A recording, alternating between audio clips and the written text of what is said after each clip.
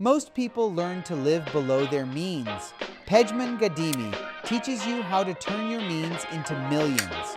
From being declined to clean floors, to managing a Fortune 500 bank at 18, to pioneering the online education space in alternative finance, PJ isn't your typical entrepreneur. Absolutely nothing. I don't cold plunge. I don't do shit.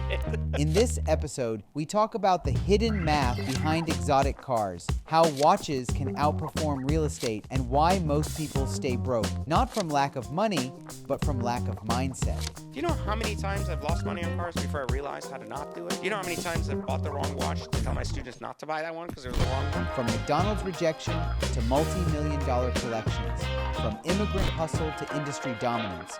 Welcome to Coffeez. Appreciate you having me on. It's a pleasure. It's an honor. I know you're a busy guy, touring around. Probably your third podcast of the day. Well, we were in LA, and I was like, you know what? We got to try to make it out if we can. And I've heard nothing but great things, so I'm excited to be able to share some knowledge with your audience. Thank you. Thanks for coming on. So I like to start every show the same way with every one of my guests. And PJ, what's your morning routine? None. I don't do anything. Nothing. Like, absolutely nothing. I don't cold plunge. I don't have a specific breakfast. I don't wake up at a specific time and build 5 businesses in 5 minutes in the morning and then go to sleep again. Nothing. I've found that creating structural boundaries like that usually is a state of the mind that needs discipline, and I have enough discipline that I don't need to follow a specific routine to have a great life experience and be able to still achieve everything I want to do. As a matter of fact, I like the freedom of not having an obligation by any means for anything. And if I wake up and I don't want to do something on my schedule or calendar that day, I just don't do it. Like, I literally piss off everybody because I ignore my obligations sometimes because I'm just not in the mood, so I'm just not going to do that. And I know it sounds like a really bad business practice sometimes to be like, oh, well, you had all these things here and you don't want to do them. But I feel like what people pay for when they pay for a service or they want to work with me or anything else is they're paying for the experience they're having. Like, they're going to have an experience, and it's about getting them to that next level, regardless that it's about cars, watches, or anything else. And so if they don't have the best version of me because I'm in a bad mood that day or I don't feel like doing something, they're not going to have the best experience with me. So I'd rather piss them off for the moment and get them better results rather than try to force myself to do something I don't want to do that day. So no morning routines, nothing. I actually had a reel that went viral on Instagram when I was like, I don't do shit. I love that. I love that. I love to ask that question because every single guest has a different answer. Mm-hmm. Like the guest before, he was like, oh, I take a drive. I mean, I've had guests tell me cold plunges. I've had guests tell me the most elaborate, Mm-hmm. Zen moments. And I'm like, yeah, I mean, listen, different things work for different people. There's people that need to sit in front of a tree and meditate for 20 minutes in the morning to feel good about their life. And it's like, that's good. I mean, I'm not telling someone how to live or what to do, but I just feel like... So you know about the real life tree where you meditate in front of it and it has like a... No, I was just guessing. There's a whole thing. I've heard someone actually does that. I believe someone does it. That's a thing, that was actually someone told me that on a podcast too. The tree has some sort of frequency that they can feel during meditation. I always say there's a cartoon for every TV. So you're in the online coaching space, but it's not just online. You dominate that space. So you started as the first person in that space. So I really did, and a lot of people don't realize that because they see me on the internet and they're like, "Oh, you're doing coaching." So first off, I never sold coaching. In 2007, I started. Before the podcast was around, before people were doing these things, I started doing interviews with really successful people under a brand called Secret Entourage. And I brought together an online academy of the best in each industry and everything else. And people would basically share their stories, and I would build community around the young people who didn't have access to formal education because I never went to college. And I was like, here, you can learn from great people online who have done great things, regardless of what you want to learn. There's a guy who's an expert. So I would vet people, bring him in, and that was it. That was the story. that business became a big thing, even though it took 3 years to really figure out how to like get an online business going, because it was my first online business. I had a background in finance, in investments, in cars, watches, and art. And I, at the time, just decided to teach entrepreneurship, help people just have a better way as a pet project hobby. That turned into a super lucrative business 3 years later. And I realized how to unlock basically selling education online. So this is where that transition happens. Say, hey, I do this as a project where I like to help people learn business, entrepreneurship, awareness, consciousness, but I don't want to make money doing it. So I said, I'm an alternative asset guy. I know cars, watches, art, values beyond anything people know. And I had a lot of experience in that space. So I said, what I want to teach is I want to teach people finance, which is alternative finance, things they don't hear people on TV talk about, things they don't hear their teachers talk about. And I've been very successful doing that. So I was like, I'm only going to teach what I'm super experienced at. And that's what I started teaching online as it pertained to coaching and building communities and brands around cars, watches, art, as far as making money with these things. Not flipping cars, like how to actually buy an exotic car or a luxury car, drive it for free, get rid of it, and get rid of this idea that you have to pay to own a car. And the same thing with watches, how to actually turn watches like that you like into a profit center to actually wear them, enjoy them, but when you don't want to make money off of them. So the whole goal was, since I grew up poor, how do I teach people basically how to live 10 times better than they live today and have the expenses they're going to have anyways, but how to turn those expenditures into actual like parked money that turn into profit. So turn your liabilities into assets, basically. And so having been in finance my whole life, I was like, that's what keeps people poor. They just spend money. But the answer we keep hearing is always like, well, the way you get rich is you spend less than you make. You eat less than... I'm like, this is bullshit. Like, this is the stuff that, like, no one wants to spend less than they make. Like, everybody wants a ton of shit, and nobody wants to actually, like, sit there and be like, I'm going to wait till I have $10 million to buy a yacht. No, and then I'm going to have nothing again and be broke? No, of course not. So there's an idea that we don't wait, right? As a human species, we're built in a way that we just don't want to wait for things. We're instant gratification monkeys. We want the car now. We want it before we even, earned it. So I understood that human behavior was like basically a flaw in the way we've been brought up by society. So I said, if I can teach people that there's a way to literally use that flaw to your advantage and learn that instead of just buying a car because you really wanted a cool car, buy the right one. And so you can keep buying cooler cars and it won't financially hurt you. If you've always wanted a Rolex, buy the right one so that you can keep buying nicer Rolexes and park your money. So even though your income as you're a child obviously goes up into adulthood and you start making big boy money in your 30s and 40s and you start becoming a real guy, well, at that point, you don't want to be like, oh, every year I made 30, I spent 28, 35, and I'm in debt. You want to be in a place where, yeah, I learned to make $10 million, but I also learned that I only spend like 50 grand a month. That's it, even though I'm making $10 million, because all my other expenditures, which are most people's like houses, cars, watches, and things they buy that are expensive, can actually be transferred assets that just park money. Like we do this with real estate already. We know this. We're like, I buy a house. It's a store of wealth, and it eventually goes up. But people don't realize this is out there for cars, watches, art, and all the other luxuries that they are conditioned to want to buy, but look at as expenses. So, I mean, I know that you can't give this to me in an instant form, but what's like a couple practical ways that someone can implement this right now on this show, like without having to like go through, a month of courses? So the course is on a month.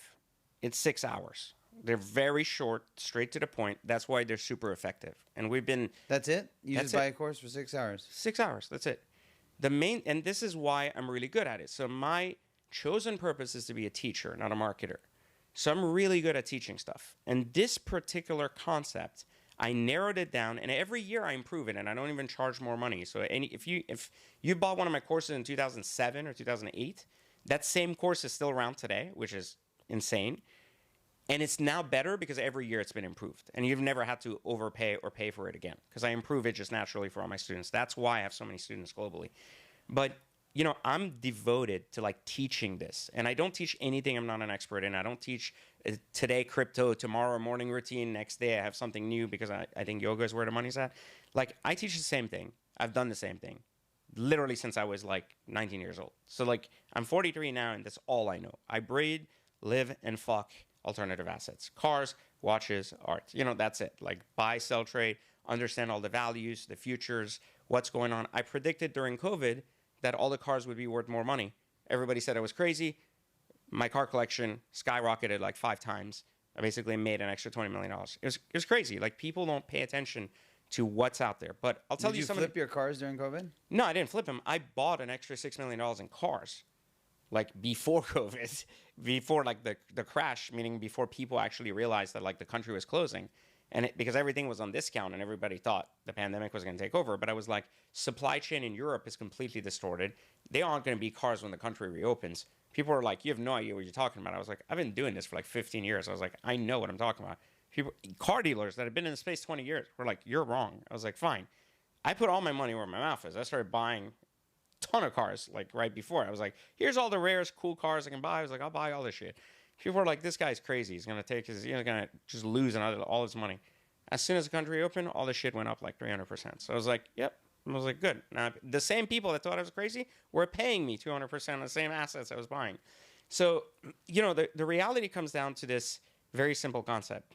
If you want to apply this to your life, you have to basically break down your living expenses into large expenses and small expenses. Perishable expenses are the normal things like your travel, your food, like these things you're going to do, great experiences you're going to have. Your money's gone. When you pay for stuff, like if you buy it and you don't use points, and your travel's gone. Whatever you buy, it's over once you get off the plane, right? Like you used it. Same with food. You go to a restaurant, whatever you spend is gone.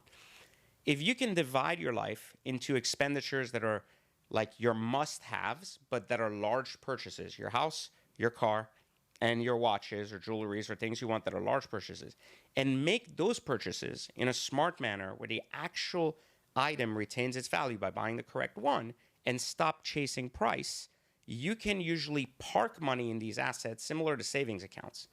And while they're not always going to go up in value because they have utility and you're using them every day, what they're going to do is they're going to store your wealth. And so if you can do that, you can basically cut down your expenditures by like over 80%. And what I try to teach people is which cars should you be buying? Which watches should you be buying? Which decoration on your wall should you be putting to ensure that the money you're spending isn't going away? So I'll give you a good example of this. You have a Range Rover. Most people like Range Rovers. They like those kind of SUVs, luxury SUVs we call them. You can buy a Range Rover for $100,000, for example. Slightly used, you think you got a good deal, you're excited. That Range Rover in 3 years will be worth $45,000. So you will have lost $50,000 divided over 36 months, and that's your cost of ownership for that particular item. Now, to someone, they might say, well, it's only $1,000 a month, because most people are pre-programmed to only think monthly costs. Like, what does it cost me to own this per month? What I'm telling people is the more you follow the pre-programmed nature of what they've brainwashed you to believing, that your monthly payment is your expenditure, the less you understand how life really works. Because what if, I'll give you a good example, if you bought that car for 100 and you ended up selling it for 50 grand, you lost 50 grand, right? There's a 50K loss. It's black and white calculation. What if you actually bought a Lamborghini SUV, which you want more, and your payment was $2,000 a month, but the SUV was 200 grand because it was double the price, but by the time you sold it, it was also 200 grand. So what would happen is every 2 grand payment you put in that car would go in the equity of the car. So at the time you go sell your car and you go, okay, I don't want this, like just like the Range Rover, I want to get rid of it. Let's say there is, out of that 2 grand payment, $1,500 of it was equity. The $500 was your interest, whatever that is. All those $1,500, they're not parked in the car like a savings account. So when you go sell that car, suddenly they're like, oh, yeah, here's your check for like 60 grand. You're like, wait, why? Like, I just made my payment. I drove my Lamborghini. Why are you paying me back? Well, I'm just paying you back because your car is worth the same money you paid for it 3 years ago, 2 years ago. And the argument is the depreciation schedules of exotic cars are significantly different than luxury or just normal cars. Normal cars depreciate to 0. Exotic cars don't. Historically, a Lamborghini depreciates 10 to 15% in its first 2 years and stays at the same value for the next 10 years. Wow. Right? So people don't understand that. So they just go, oh, well, a car depreciates every year because it's older, it's got more miles. But that's not true. Exotic cars have very different depreciation classes. And there's 2 reasons for that.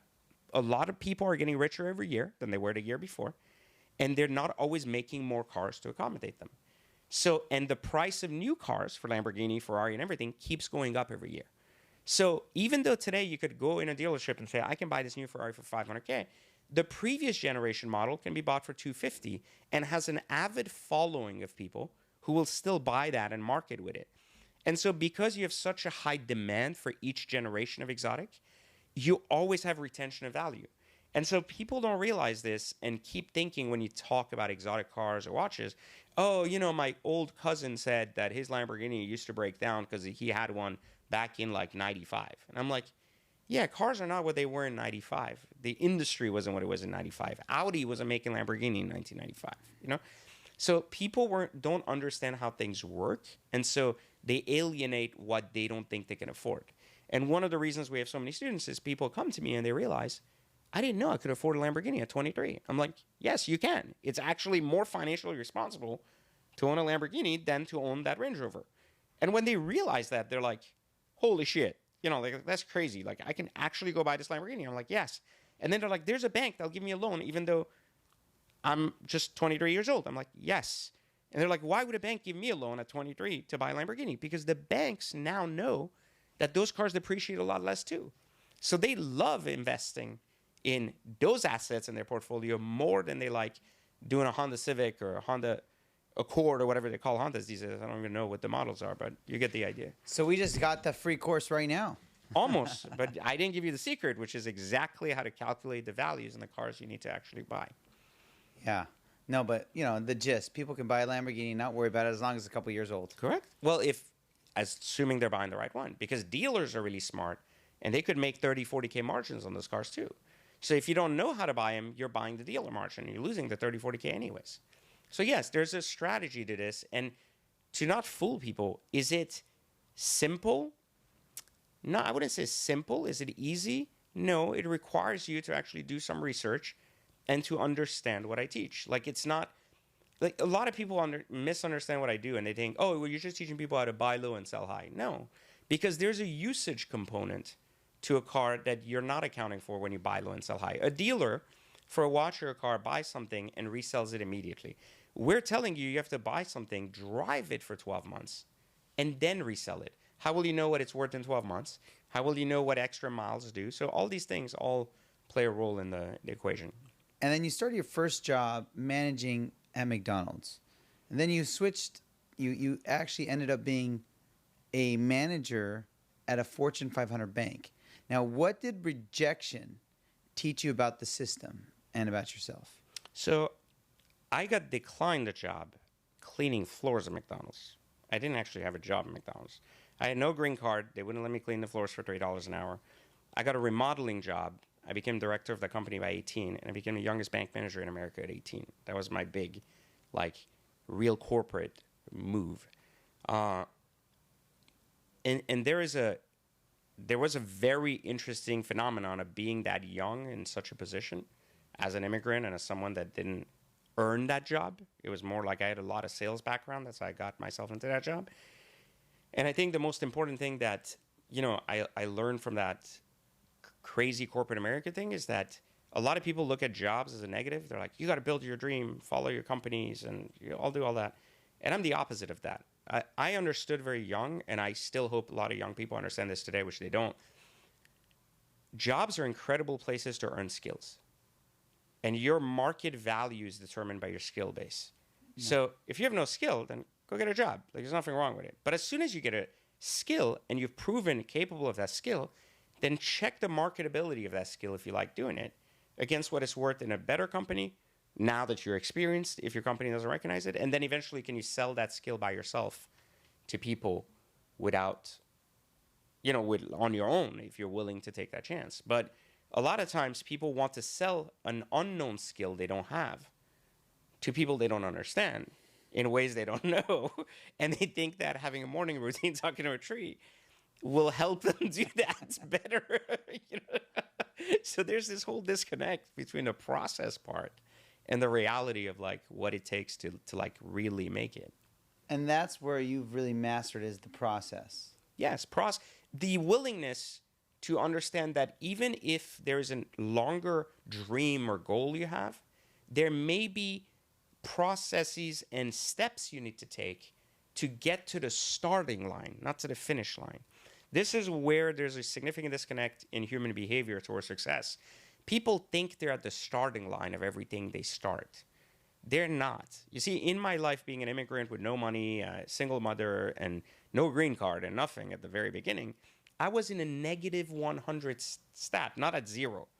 And I understood that I was at a disadvantage. So I was going to have to earn my way to the starting line before I actually started working on something I wanted to work on. And a lot of people don't realize that. They think they're at zero. So they go, I'm at the rock bottom. I'm like, no, you're actually negative. You're like in the river on the side of the road. You're not realizing that you're not even on the road. You're not even playing the game. And they're like, well, what do I have to do? I'm like, go work a job for 6 months. And they're like, oh, but that doesn't pay or get me to my goal. That's not what I want to do. Well, you might have to do things you don't want to do to get enough data or enough money or enough skill to get in front of the line and to be like, I'm ready to play now. So like you can't go and gamble when you have no money. You have to get some money to come gamble. What do you do to get that money? Well, most people are like, I want to gamble without the money. Or like, someone give me money and I'll prove that I'm a good gambler.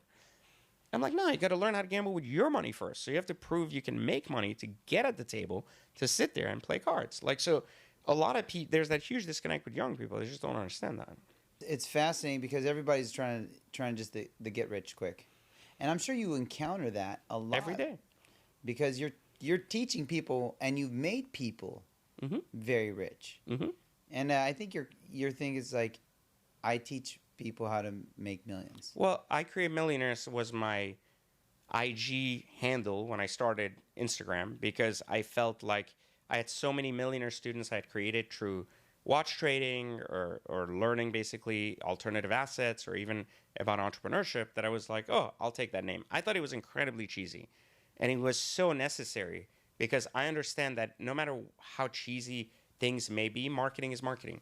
And it's necessary to get people's attentions. So at the time, you know, like that's what I did. But one thing that's really important in my brands and in my business journey is authenticity. And so if I hadn't had the track record I had, I wouldn't have picked that name. You know, if I hadn't actually created Millionaires, I wouldn't have cared. A lot of people are like, well, now it's like, I create billionaires. I'm like, I haven't created a billionaire. I'm not a fucking billionaire. Why would I care like about creating billionaires? I can't do what I... billionaires? I want to know who Yeah, the point is like, if I haven't done something, I'm not going to teach someone how to do it. Like it doesn't, that's fraud. So to me, the concept was really simple. Like, it's like, I've made so many students rich over the years. When I started on Instagram, I was like, I'll make something catchy like this. It actually hurt me more than it helped me in the long term because there were a lot of cartoon characters that didn't know me on the internet that were like, oh, another guy selling courses. And I was like, a lot of people actually don't realize we have one of the most successful course selling business in the country because we've had it for over 15 years. And they don't see that. You know, so when they see a course, they're like, oh, he's selling another course. I'm like, same course I've been selling since 2007. Like, nothing's changed. And they're like, oh. I'm like, yeah, same one. They're like, oh, so you actually have a community? And I'm like, yeah, there's like hundreds of thousands of people in the community. So it's not like the thing we like learned yesterday. So is that a community on school, WAP? No, none of them. We have our own platform that we founded back in 2007, and we custom code everything. So we have huge communities that are basically ran on our own websites. These are not third-party websites. These are not sold to new people that have come with their new It's not bullshit. Like a go high-level platform. No, these are not their bullshit. Like, look, School is great. Homozy is a fantastic guy. I think he's really smart. But at the end of the day, that's someone else's customer in teaching, you know, your stuff on someone else's platform. I was never interested in that. I was interested in teaching people and helping them get better. I wasn't interested in selling them courses.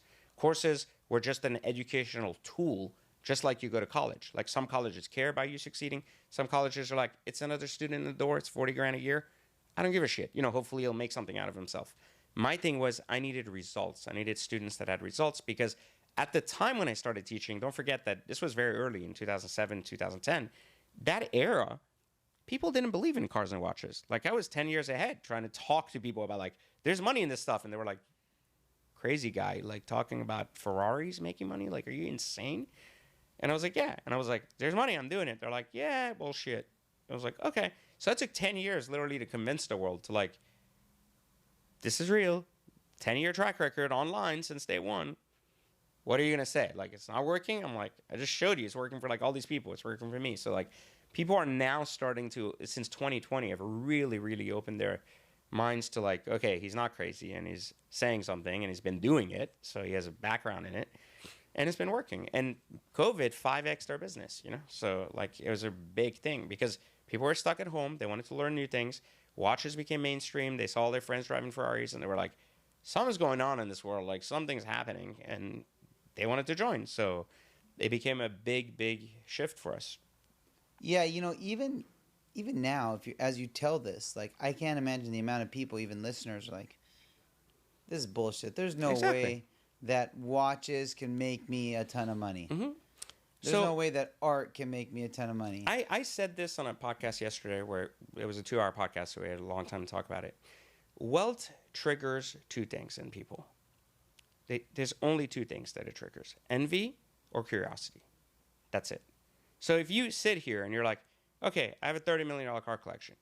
Cool. There's only two types of people that are going to listen to that, what I just said right now as a statement, and say either, fuck that guy, I'm envious, like, I don't care what he says, he's full of shit, a scam artist. Or two, someone's curiosity is going to be triggered. How? Who are you? What do you do? Like, I want to understand. You do have a $30 million yes, car I do. collection. But what I'm saying is, that's the only two things that come from that. So anytime you share any information with someone, and it comes from a place of something they don't have or they want, or you could stay here and be like, I'm worth this, I do that, I have this. Whoever's listening is only going to have those two reactions. Either it's an immediate, doesn't matter what you say, it's immediate envy, and it's like anything you say is void, and I'm not going to hear it. Or two, it triggers curiosity. There's a reason there's a 1% pool of people that are really rich. And when I started teaching online, I didn't understand that. I thought that reason was just like, oh, people just don't have information, they don't have knowledge. And then I realized over the years, because it was new to me to teach online too, I've realized that when you teach people around you, it's easy to be like, oh, look, I'm seeing you. You're here. You're real. You know, I'm like touching your car. I understand you're a real person. But when you teach people online, there's this degree of separation from like, is it real? Is it fake? How do I know it's your car? How do I know it's this place? How do I know it's your house? Like all these things are there. It's smoke and mirrors a lot. So there's this huge like opportunity that I had over 10 years to understand that no matter what I say, no matter what I do, I'm not going to appeal to all people. And there's going to be a large group of people who either don't want to change and are going to use every excuse in the book why it isn't their fault they're not changing or they're not rich. It's someone else's fault somewhere. Their parent, their teacher, their governor, their president, something somewhere. The woe is me mentality. Something somewhere is preventing them from being able to do it. And like, oh, but you started, you had some money thrown at you. No. Oh, but you started, you went to a good school. No.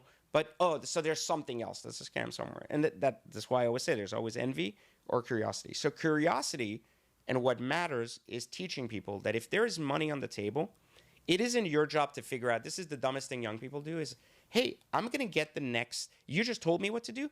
Is that where the money's at? I'm going to go try that. That's the wrong mentality. Curiosity is important because all it does is it validates one more way some random person out there made it outside of yourself. So when I was poor, I would pay people $50. I'd be like, come talk to me for like 30 minutes. Tell me what you do. Guy was like, I'm in shipping logistics. Other guy was like, I'm a doctor. I'm this. I didn't care. I didn't want to become a doctor or go to shipping and be like, I want to ship freights and that's how you make money. But he was like, there's a guy out there who I don't think he's that much smarter than me that figured out how to make millions of dollars in freight. Another one that figured out how to go to school and become a doctor. Another one a lawyer. And another one figured out how to sell cars as a car dealer and is making money. So I'm like, if these people, which I don't think have any competitive advantage over me, somehow figure this out, then whatever it is I want to figure out, I'm sure I have a path to doing that. And 4, 3, 50, 100 people validated, they found their own path. And that's why curiosity matters. When do you think really that level of curiosity spiked for you? From a very young age, because I was poor. And look, when you have nothing, you have to understand this. Again, let's go back to envy and curiosity. I'm a person that doesn't have that much money. I'm very young. I see a guy in front of me driving a $200,000 car, wearing a $30,000 watch. I have nothing. My human value is dog shit. Like, I'm literally going to work trying to create value so they can pay me $5,000 every 2 weeks. That guy is wearing 30 grand on his wrist and driving a $200,000 car.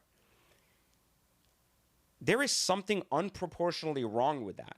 in the sense that, like, not wrong in a bad way.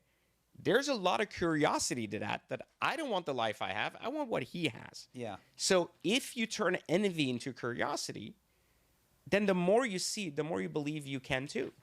And that's all it was. It was paying attention to the world around me. And it was that the world around me was incredibly good. And it was, people were having a good time. I wasn't having a good time because I was struggling working. So instead of looking at it as envy, like, man, I wish I was that guy, I was like, I'm 10 years away from being that guy. I just got to figure out, like, how to work extra hard so I don't have to be this guy anymore. And people don't understand that. Like, they just look at that and they're like, I wish I was that guy, like, because he has a... And look, you drive around here. We're in, like, Newport Beach. It's the same thing. You drive around here. There's two worlds that exist. There's two worlds that exist around here. You go to a local steakhouse I was at last night. There's like 50 exotic cars in the front, right? You go down the street to a supermarket. Ain't no exotic cars. Like, there's two levels of lives going on right here in front of you every single day. It's like two different dimensions happening. And by the way, there are many levels. Yes, in those to levels. that game. Yeah, exactly. Like, 100%. Like super poor or super rich and like private jet some, and everything. Yeah. Yeah, the people that are rich in those groups, Yeah. there could 100%, dude. millionaires, and then there's billionaires. 100%. And look, I've been at all scale of the game. I've been at the, I don't have $10 to use, to the point where now I don't really have $1 million problem anymore. So like there are different variations of your evolution where you'll learn that your awareness enhances at each stage of the game. But you need to remain curious about the next stage. And if you don't know what you don't know, you need to make sure you don't judge what you don't understand. That is the number one reason I've been ultra successful in everything I do. It's because I never judge what I don't understand. If someone comes to me and they go, I made $1 billion in aviation, I don't go, I have an opinion of that without understanding anything about aviation. I just shut the fuck up. And I go, I don't know anything about what you do, but I'm curious now. Like you just said you made $1 billion in aviation. What's the name of your company? Let me go like research that on my own and see if there's some way you've done something that it can either apply to my life today or that I can understand. Maybe there's a new industry I didn't know existed or something I wasn't paying attention to. But you clearly did it. I'm looking at your life and I'm like, okay, maybe I need to really pay attention to this. And that's why I love doing podcasts. Because I had no idea that people could become millionaires flipping watches. Yeah, exactly. And, me being an entrepreneur, now I'm kind of stuck and pigeonholed into my vertical. But I'm looking out for my kids. Like, I live in Newport Beach. How am I going to keep my kids in Newport Beach without me flipping the bill? That's on my mind. And listen, arbitrage is not hard, man. Like, they understand. I'm sure you told me earlier your kids do baseball cards or basketball cards. Yeah, exactly. Cards, yeah. So that's the same thing. Except it is. You're just flipping a bigger arbitrage. But watches are more mainstream. They have a larger audience, and they have utility. Like, if you asked 100 people on the street if they owned a watch, had owned a watch, or would own a watch, you would have 90% of people at some point or another say, I've interacted with a watch. But if you ask the same question to have you interacted with sneakers or like to collect sneakers or a baseball card or some Pokemon card, you would have a much smaller percentage. So you go after the arbitrage that's much more likely to help you, especially when you're new in business. You go after the arbitrage that's much harder, such as like cards and things like that, when you're really experienced in business because you have a wider spread and you have more discipline around the engagement of buying and selling. So you never go to buy things to buy and resell that are hard to resell when you're new. You do that when you're an expert, and that's where the big money's made. It's like if you can flip a car for 50 grand versus buy a jet and sit on it for 6 months and maybe it works out and it doesn't, well, you can't afford that when you're new. Like you might do that when you're like fucking loaded at the end because you're like, hey, I can go and buy a jet and be like, okay, did it work out? Fuck, nobody bought it from me. I'm going to wait like 7 months now. Maybe there's a new buyer. I'm going to renovate it. I'm going to spend an extra 300 grand in it. And then I'm like, I flip it and I make $2 million on it.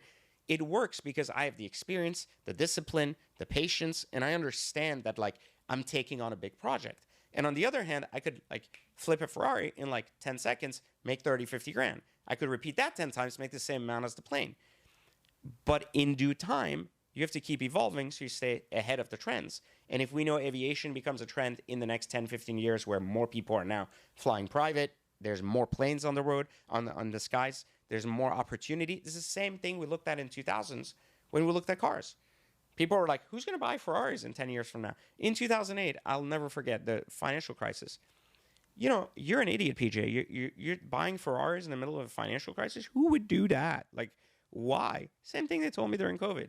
Because you can't stop money.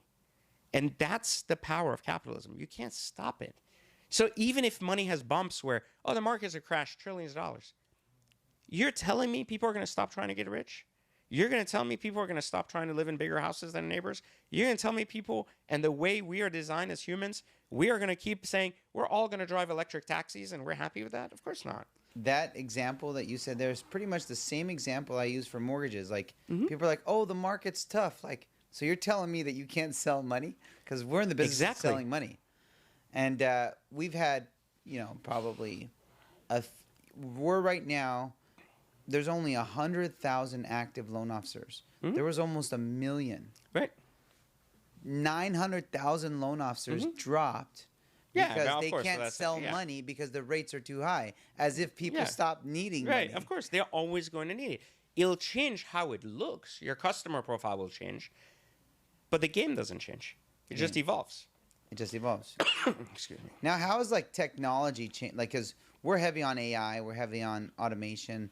Is that changing your business at all? It's still the same game. Zero. Because you don't market really. No. You don't market for coaching.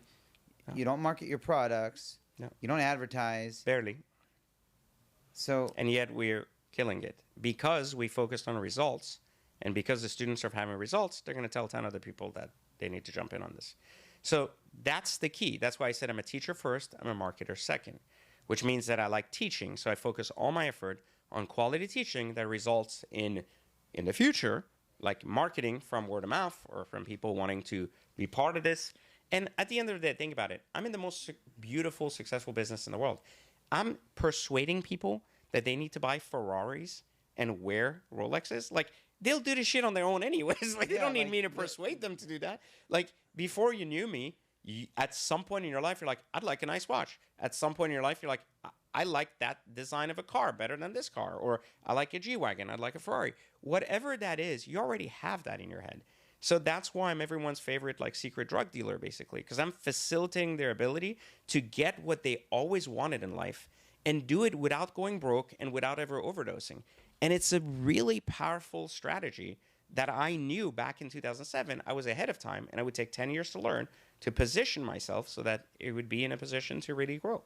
So now, like, you were ahead of your time back then thinking about cars and watches. And what are you thinking about now for the future? Like, what's an unconventional project coming up? Like, what do we have to look forward to? So I own a lot of businesses in this industry, from banks, lending, to car dealers, watch traders, and watch jewelers, etc., to one of the largest auction houses in the world for watches. I'm into this space in more ways than people can ever imagine. Like, they think in their eyes, because they see me on the internet promoting courses, they think I just sell courses. So yes, we have one of the most successful course selling businesses in America, but our main real, I would say, competitive advantage is we're inserted in every aspect of the business. And the next thing we're doing, which is going to be pretty controversial, is we have created the world's first, are you ready for this? Prenup. That's right, a prenuptial agreement between a car and a person in the world. That's right. Isn't that crazy? Like, why do you get a prenup for? You go get married, and you predetermine kind of what would happen if you got divorced, right? You'd be like, if things don't work out, we hope it does, but if it doesn't, this is what I'll pay, this is what you'll get, this is how things will play out. Fair? So you go, I feel better now going into this. So we understand that one of the biggest fears people have is, what if I can't sell my car? What if I buy things and I'm not good at doing some of these things and I can't get it? So we created basically a contract between this new company we built and people. We say, if you want to buy a Ferrari, if you want to buy a luxury or an exotic car like we teach you to do, we will actually write a contract. Even though you don't buy the car from me because I'm not a car seller, you're buying the car from any dealer. You can actually get an exact prenuptial report for what that car will be worth based on an algorithm we created in the next 6, 12, 24 months based on the mileage you want to add. So, hey, I want to buy this Ferrari 458. I'd like to add 5,000 miles in it, and I'd like to keep it for 2 years. I'm buying it for $250. What will it be worth then? It'll be worth $265. Wow, I'm going to make money? Yes, we guarantee it. You do? You can actually go in and buy a contract that guarantees that my prenuptial agreement is real, or I'll pay you exactly what I said on there. So if you can't resell your car for what I promised you you'd get in 2 years with those states, like with X amount of miles, the way you told me you wanted to drive it, I will buy your car for that exact dollar. Wow. Isn't that crazy? Like to guarantee basically ahead of time that you know But you're exactly. going to need like private equity for that kind of... I'm really a lot richer than people think. Yeah, I mean, you're going to have to... But that could blow up pretty quick. I'm telling you. You get a couple hundred people... No. We're hoping for... Because remember, the exotic car market is not as big as people think. It's not like thousands of people buying cars that care about values or buying exotic cars that matter. We anticipate that if we can sell 500 to 1,000 contracts a month over the next 5 years, then we're going to reinvent the way people look at 12-month leases without having to rely on a bank. So our goal is to basically create a really large billion-dollar company around the idea that car values and predictable car values are something that don't need to rely on leasing and banking. And they can rely on a third-party company that isn't insurance, but yet does a lot of the same thing. Gives you peace of mind that you actually can determine what you're going to lose or gain on a car ahead of time, making better decisions when buying your next luxury or exotic car. You know, PJ, we're wrapping up. I have a couple last questions for you. Because you're recently married. You got a beautiful daughter. Now, what's a personal goal that you have for yourself, a business goal that you have for the business, and a goal that you have for the family? So Three-pronged question. That's three questions. Okay. So my personal goal for myself always is to constantly prove myself wrong every single day I wake up. So it continues to be my goal. It's the only goal I know in my life, which means that every day I wake up, I hope that today I can prove that I was wrong yesterday so I can be better tomorrow. That's my goal. Because if I can prove that I'm wrong, then I can improve. And if I can't prove that I'm wrong, then I'm living the best possible truth I have. And I think that's my key to how I look at life every single day. Now, a goal from our businesses is we've spent 20 years. I own collectively everything, but my team and I have spent 20 years, the same team from the very beginning. We have built an ecosystem so large that the world can't see. It's like an iceberg. They see the surface. They don't see the scale of what we built under. I'm hoping that in the next 5 years, people will start to see how large and how deep our roots go in the game and how high our valuation as an organization has become. Not just because we don't want to sell what we built ever, but the idea is how much influence we have in the space, much more than people will ever understand. We've kept that in the shadows. We hope in the next 5 years, we've been able to bring it out in a way that really impacts all industries and keeps people accountable in those industries for good. And then, as far as family goal, my goal is I have one daughter that's 3 years old. I have another one. I have another child that's hopefully on the way soon.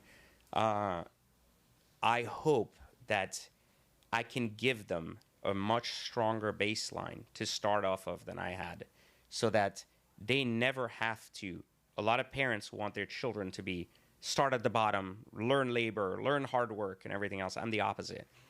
If I built the world, I want my kids to start at the top of the world and go even further to other planets. I'm not really interested in bringing my kids to the bottom of the barrel and be like hard work the way I learned. So I want to compound success and a compound knowledge. And it's not to push them to be in this industry. They'll do whatever they want in their life. But it's to give them that compounding knowledge that no one gave me because we didn't have it in my generations prior. So I'm the most successful person across all my generation of families.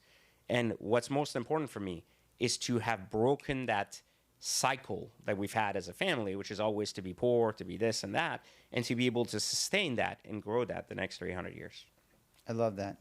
Now, my last question. When you're in front of the pearly gates, what do you think God's going to tell you?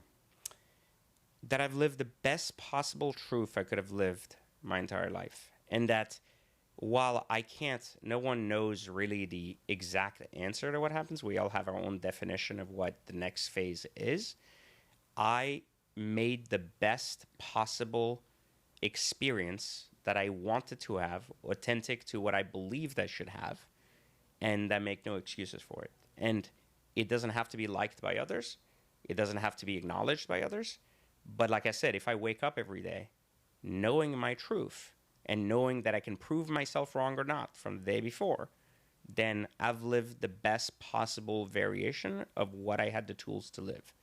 Maybe in 10 years I'll know I was wrong. Maybe in 20 I will. Maybe there'll be a shift. And that's the goal. The goal is to have a shift in the direction that as you discover more information. Some people are set in their ways. You know, it's like, what I know is what I know, and that's where I'm going. My job is to know the least amount possible so I can learn the most the next day.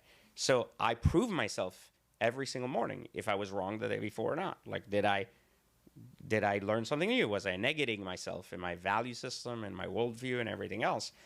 And there's a lot of exciting aspects of being wrong often, because you hold your highest truth. So other people can't prove you wrong because you've already proved yourself wrong at the very beginning of the day. I love that. You know, as we grow in wisdom, we just realize we don't know anything. That's what I'm saying. And that's the powerful part.